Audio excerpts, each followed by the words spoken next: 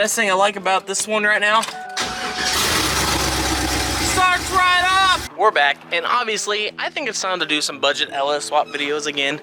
This thing has been sitting I don't know how long. We do have a lot of goodies for the budget, quote unquote, now, because I feel like running and driving, technically it should be done, but there's a lot of stuff that we actually want to do cosmetic wise, and you obviously know about the S550 dash swap that we are going to be doing. But for now, we got a whole litter of stuff, starting with the 1314 style taillights. We got the technically Euro version headlight. We got the 0304 bezels. We got the harness itself for the sequential as well. We have some canards put on the rear bumper on the bottom side. We got some long tube headers I just picked up today. Sound nice. We had the splitter as well, and then obviously we just need to put the bumper back together with the bezels, the fog lights, but everything else is coming along good. We got an 8.8 that we are going to be swapping into the car as well. Basically, hopefully handle all the power we're going to be throwing at it. Even though it's going to be NA, I think we got a cam on the way. I don't know. Hopefully in the near future, we'll be doing that swap as well. And hopefully this time I do it correctly. But for now, we need to get these long tubes on. I'm running out of daylight, as you guys see. Let's stop jibber jabber and let's get to work.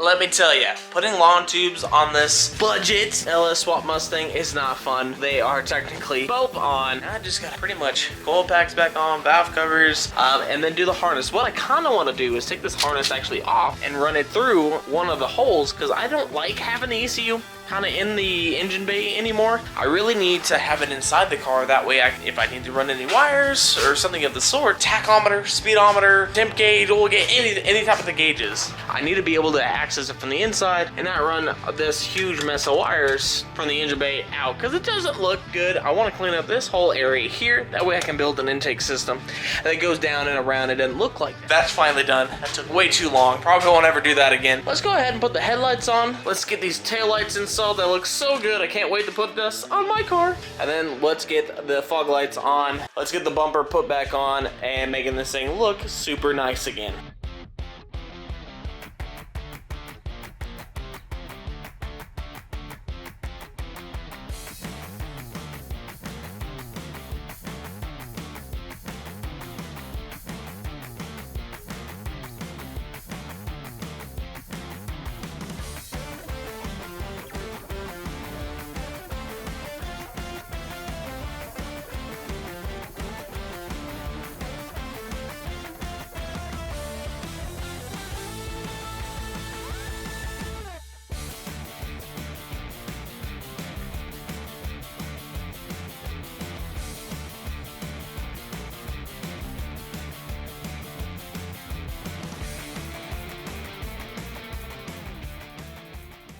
Now that we got the headlights put on and the taillight, what I need to do is take off the whole wiring harness, and we're gonna have to reroute it inside the vehicle. That way we can have a nice, neat engine bay to actually look at. I've been dreading this thing the whole time because I know it's gonna be a little bit of a nightmare, but we need to get it done, and we need to do it. We need to get this car done ASAP. I want to drive it. She wants to drive it. All right, quite honestly, I hate the wintertime, especially because it's getting dark out. And look, I need to stop rubbing my nose. But currently, we got the harness ran through the inside, and we got this whole side pretty much hooked up and together. It looks so good. Everything's clean. Everything is where it needs to be. Got the battery. I got the alternator side hooked up. This ready. The wires down here ready. I mean, this side is technically done. Now I just got to work on this other side to get this done pretty soon. Pretty soon it's going to be ready, and we're going to finally be able to start this thing back up. And I noticed one thing, and I think this is what's causing pretty much our whole runnability and idle issue, was the knock sensor harness itself was actually pinched underneath the intake manifold. So I think that's the problem. Making some great progress here.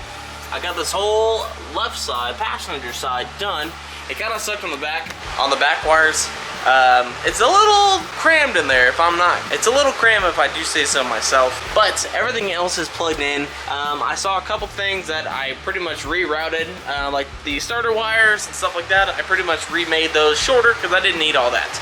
Then I got the big guy here for the battery to the starter itself hooked up. Now, all we really gotta do is get this ECU hooked up, and one wire for the fuse blocks to actually turn it on. That's from the ignition here, and then everything else is a-okay, and we're gonna go ahead and crank this thing up and maybe take it around the block. All right, for now, pretty much I got the whole harness underneath here, and it's gonna be running under here, so that way it's kind of out of the way. When we do the S550 dash swap is when we're actually gonna take this whole thing out, put the ECU, the fuse blocks, everything on the backside. I don't know, maybe even do the Holly. When we do everything, just get the Holly Terminator X, bite the bullet, spend the $1,600, and really just kind of go wild with that one, because you know, we want this car to last long. We want this car to be cool. We want it fast, and maybe, especially with the Holly, self-tuning sounds nice, and a new harness sounds even better. But let's go ahead and get this thing back. I have all the harness ready to go. Let's go ahead and get this thing to start and see how loud it truly is.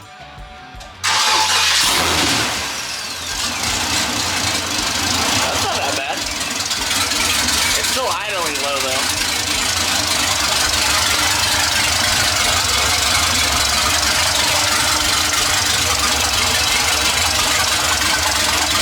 It's definitely still idling low.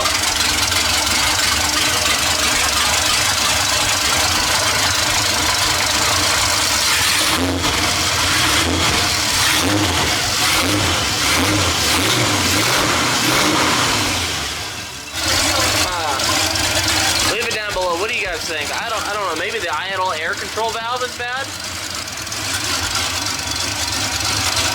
It sounds healthy. It sounds pretty good there. But I guess we'll pick this up in the morning. I forgot that the taillights don't actually work, so I can't drive it, and it's already 9 o'clock. So we'll see you guys in the morning when I'm doing a burnout.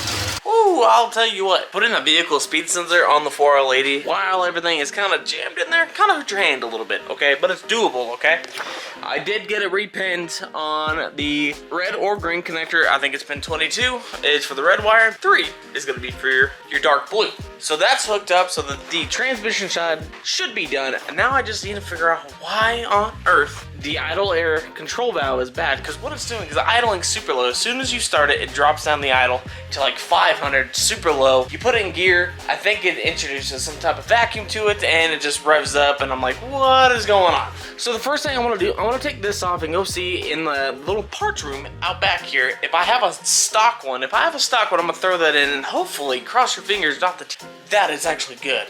Also, I did glue the actual brace or the mounting bracket to the Cobra bumper, because this, if you guys know, these things break all the time. They're notorious for it. I'm just glad mine hasn't broke yet, but I bought mine new. We got this used, but it was technically new, but they just kind of messed up when installing it. They over tightened stuff, and obviously it ripped right off. But let's go ahead and get that thing replaced, the little idle air control valve, and hopefully that is the only issue that we have, because I really want to go drive this thing.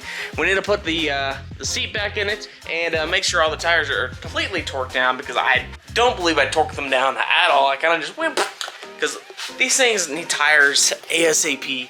I mean, these things, they are completely bald, and they're probably gonna pop as soon as I start doing the burnout. So let's get that IAC replaced, and let's get this thing back on the road.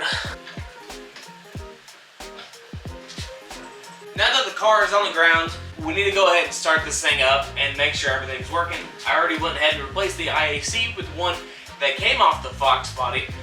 You guys obviously know that we did have idle problems a little bit.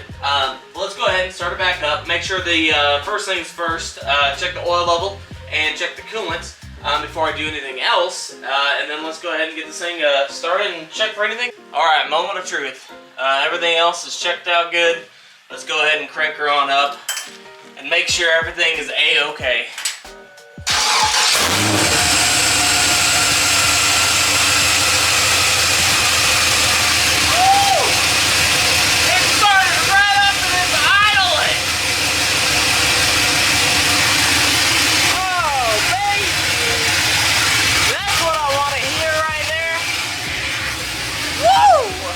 That thing actually sounds very, very decent. See how it idled up and now it's idling back down.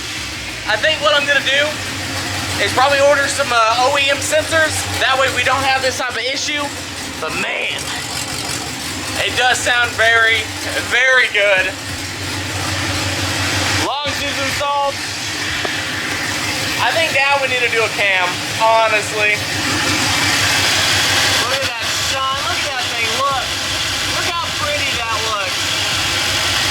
Oh man.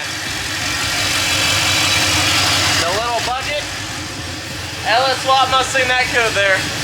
The best thing I like about this one right now, starts right up, minty. Man, it just fires right up. Now that feels good. I do know the oil pan is sitting way too low, but we'll get a different oil pan and we'll solve that issue, or raise up the whole front end. I really do like 13, 14 style taillights. Do also have these sequential, so they do the boop, boop, boop, and that looks super, super nice. I really like that. But here's a good look outside in the open, looking good. Besides the blue, the inside is a mess, but like I said, guys, this whole dash is coming out, so I don't have to worry about it. Look at that B&M shifter shining in the sunlight. That is gonna be the end of the video. It's been too long since I've actually drove that car. I still need to figure out why the boosters, it's either the booster's not getting enough vacuum or what, but if you guys enjoyed, let me know. But that is a wrap for today. Obviously, guys, this one is getting some goodies in the mail very, very soon. We will just see you guys in the next video. Peace out.